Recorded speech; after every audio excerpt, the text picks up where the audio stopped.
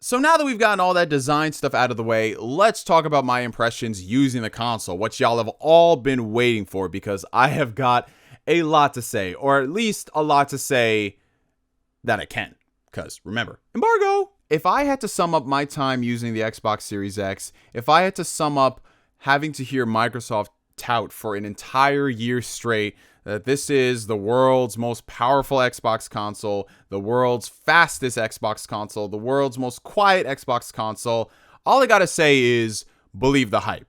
Seriously, believe that shit. Let me just put an asterisk right here because I know people are going to be typing in the comment sections. We all knew that the Xbox and PlayStation would be launching with SSDs. This is the first time for a console to ever launch with solid-state drives. It is a much superior format by comparison to hard drives. We knew these consoles were going to be faster just based off of that inclusion, but I did not realize how fast this thing would be. So talking about the Xbox Series X in comparison to its predecessor, the Xbox One X, Jesus, Mary, Joseph, Baby Yoda, this thing right here is quick. When you get through the initial setup and you start using the device as a console, let's talk about some of these load times, right?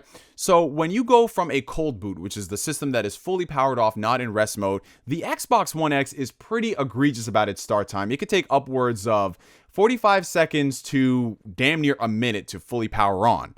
The Xbox Series X does that in less than 12 seconds, which is a much needed improvement. That's great, but that's not what I'm talking about here.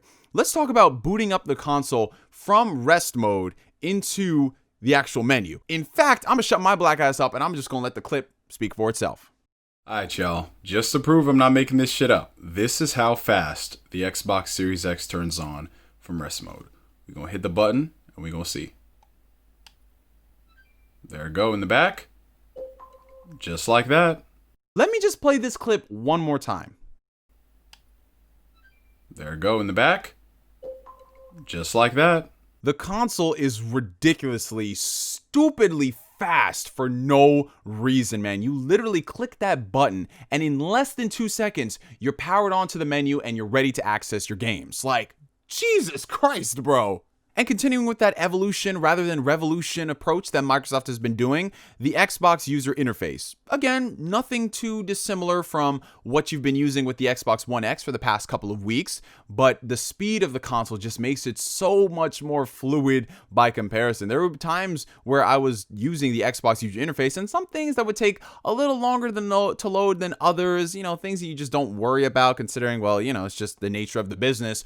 All of those load times are gone, and so much to the point where it's things that I wasn't even really looking for until you realize how fast this thing truly is. That stuff is just gone. And I gotta say, after using the Xbox UI for the past couple of months, I've definitely come around to what they've been doing with the system. Yes, it is different by comparison to all of the other operating systems I have used, but in some situations, it actually works out better. I love the fact that all you have to really do is press the Xbox button and you have access to all of your options there, whether it's the store, Game Pass, all of the various settings, your capture gallery, all that stuff is accessible from just the home button, which is actually really dope for navigation purposes. Everything about using the interface is just so much better by comparison because of the SSD and the power in the system. Now let's move into some of my impressions playing games on the Xbox Series X. So first things first, like I mentioned with the SSD technology that's included with this new generation of consoles, a lot of that stuff, your mileage may vary. It's definitely going to be on a case-by-case basis because while the Series X, the SSD, they're going to do their damn best to try to brute force stuff, there's only so much the system can do for a game that has been locked by the developers. So take, for example, my experience playing Star Wars Jedi Fallen Order. From when I booted the game to get into the actual menu of Jedi Fallen Order, it was much faster by comparison to the Xbox One X, but when you start looking at some of the other load times that are prevalent in Jedi Fallen Order, while the Series X load times are smaller by comparison, it is not going to be this drastic night and day difference. And there are a couple of reasons for this, but the most important one, which I always want to stress, is that it is always up to the developers and how they release their games. So Jedi Fallen Order, I mean, it should come as no shock or surprise. Whether you play that game on PlayStation, Xbox, or heck, even some PCs, that game is an unoptimized mess. So there's only so much that the Series X can do for a game that, heck, even the developers at this point, they might as well remaster that shit so they can fix all these problems. But nevertheless, playing Jedi Fallen Order was a much smoother experience on the Series X. Not a night and day difference like I would wish, but it is much smoother in terms of how the game loads and, of course, helping games hit that 60 frames per second, which, of course, your mileage is going to vary on that. So for any games that had an unlocked frame rate, let's just take Sekiro Shadows Die Twice, the frame rate hits close to 60, if not around that 59 to 60 range. But for other games out there, like let's just say, for example, Quantum Break, games that were locked at 30 frames per second, they are going to remain 30 frames per second on the Series X, which is something I am sad about because some of Xbox's, biggest high-profile releases of the generation, games like Quantum Break, games like Rise Son of Rome, those games that could definitely benefit from a resolution boost, from a frame rate boost, those games have been locked by the developers. Heck, they didn't even receive Xbox One X patches. So the odds of them going back and releasing a Series X patch is slim to none. But I would have loved for a lot of those games, developers, Microsoft, to work with them and release an unlocked version of them, because I could just tell that this system would literally, they would look so much better, so much better.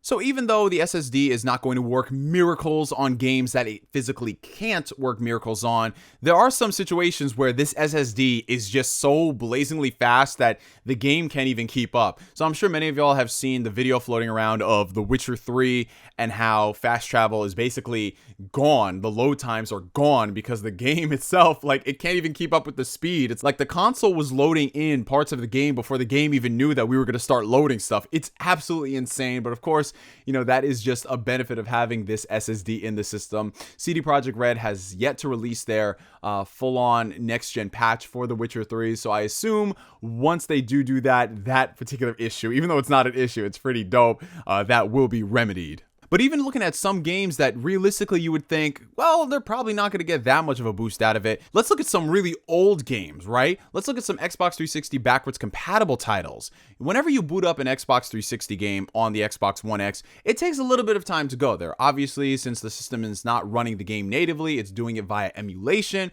it takes some time to kick into high gear. With the Series X, on the other hand, again, those load times, if they are non-existent, they are damn near non-existent. Which makes playing Red Dead Redemption 1 even better because I fucking love that game to death.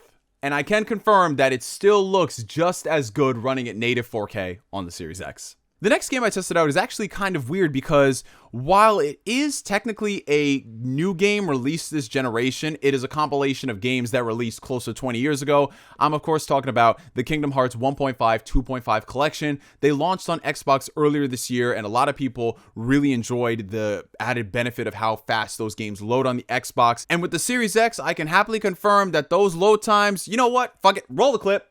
Alright y'all, before we get struck down by Square Enix and the copyright ninjas, we're going to test out Kingdom Hearts Final Mix on the Xbox Series X, seeing how fast we load into the game from the save menu, alright? So it's on load right now. We're going to hit this A button. It's going to load that right there. We'll hit that. And before anything else, we already in the game, man. This is crazy. You're hearing the music the second you hit the button. Bro, what is going on, man? I mean, the last thing I really want to hear is more Atlantica music, but bro, the speed at which this thing runs games, amazing. And you know what? We might as well just talk about my thoughts on playing old games on new hardware. We're talking about the optimized for Series X titles. Now, these are not next generation games. These are games that are on current hardware released within the last couple of months to the past year or so that are optimized for the Xbox Series X. So the developers have actually gone back there and essentially worked on a Series X patch. Let's take Gears of War 5 because that's the first major game we've seen running on the Xbox Series X, and I can confirm that Gears of War 5 looks absolutely incredible on the system. Now, of course, Digital Foundry has done a deep dive about all the little nitty-gritty aspects of the game and the image quality and all that stuff, but from my personal experience playing the Gears of War 5, an already great game on the Xbox One X, it just looks even better on the Series X. They've went back and they've incorporated a lot of the features from the PC version and even stuff that isn't included on the PC version right now. But thankfully, it will be coming at a later date, so there's no type of gatekeeping stuff going on there. The game loads quicker. It looks so much better by comparison. Now, is it a native 4K 4K full fat next gen experience? No, it is not. And that is a major point of contention, which I will hold against Microsoft for them to go out there and hype this as the most powerful Xbox console ever and pimp out 4K, 4K, 4K. And one of your marquee titles does not run at native 4K. Again, it is not a deal breaker because final image quality is what matters in the end, but Gears of War 5 does not run at native 4K on the Xbox Series X. So if that is your major deal breaker, Microsoft's deceptive marketing, then yes, that needs to be addressed. Dynamic 4K or not, it does not take away from the fact that Gears of War 5 looks absolutely incredible on Series X. I can't wait for y'all to check it out. And they've also included something else in this particular version of the game, an 120 Hertz mode, which admittedly, not too many people are going to be able to take advantage of. I know everybody likes to say that, oh, nobody has a 4K TV like that. There's even fewer people out there who have a 4K TV that can give you 120 Hertz. Me, myself, and I am fortunate enough to have actually purchased a 4K TV that supports 120 Hertz. And yeah, I can confirm as a person who, has been playing games on PC for a while, 120 FPS Gears of War 5 is such a phenomenal experience, and we definitely do need to see more games incorporate this high frame rate. The next game I checked out was Forza Horizon 4. Again, this is not a new game by any stretch of the imagination. It actually released in 2018, and I didn't really play the game until the past couple of weeks. But going from the Xbox One X version to the Xbox Series X, the game runs at 4K 60 frames per second, which makes Forza Horizon 4, an already beautiful and stunning game, that much better of an experience to play. Now, even though both of these games have received Xbox Series X patches, I wasn't able to find any type of graphical fidelity adjuster in the menu for these games. So while this is not standard across the board where we see games have settings that prioritize frame rate or resolution, Gears of War 5 and Forza Horizon 4, even though they've gotten Series X patches, you're running the games as the developer intended them. So let's just say, for example, you wanted Gears of War 5 to be, let's say 120 FPS for the campaign. You don't care that it's in 1080p. You don't have that option available, at least not now. Maybe things can change, from now until launch and then further on into the future. But that option for 120 Hertz is only available with the multiplayer, which kind of sucks. And I know game development is not an easy thing at the end of the day, but I would have preferred more options available for the frame rate. So maybe for the people out there who wanted to get, a native 4K experience and run it at 30 frames, that option is not there for them. Also, something like ray tracing, it's not available to the capacity that Microsoft originally told us when it comes to pimping out the Series X. So more graphical fidelity and performance options is something I would love to see more of Xbox in the coming future. Another really dope feature that Microsoft is pushing for next generation is quick resume. Yes, that's right, ladies and gentlemen. The ability to quick resume multiple games at the same time. So gone are the days of you having to get to a save point, waiting for something to auto save before you jump into the next game. Does it really work as well as Microsoft has mentioned in the marketing? And I am here to say yes. Yes, it does. Quick resume is friggin' awesome, but there are a couple of things that I do have to discuss with you about this feature because it works really well. It does everything Microsoft says it does. You can cycle between multiple games and they all load anywhere from 4 seconds to 8 seconds, depending on the title of the game. You go back directly to where you were at. But given that I am currently in the preview period, I am still under embargo. Microsoft has mentioned that there are a lot of games out there that they are still testing for the quick resume functionality. Games that for whatever reason have run into some issues, like Yakuza, for example. For whatever reason, I have no idea why Yakuza Like a Dragon